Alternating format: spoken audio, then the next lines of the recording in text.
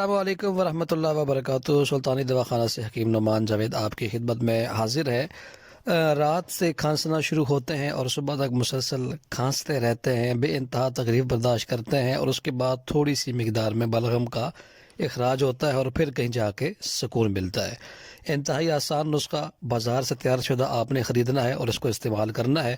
کرچی دواخانے کے 3 شربت استمینا، لال شربت اور شربت صدر، ان تینوں کو آپ نے اچھے طریقے سے مکس کر لینا ہے کسی بھی ایک بوتل میں، اور صبح دوپہر شام 2 چمچ کھانے کے بعد آپ نے اس کو استعمال کرنا ہے۔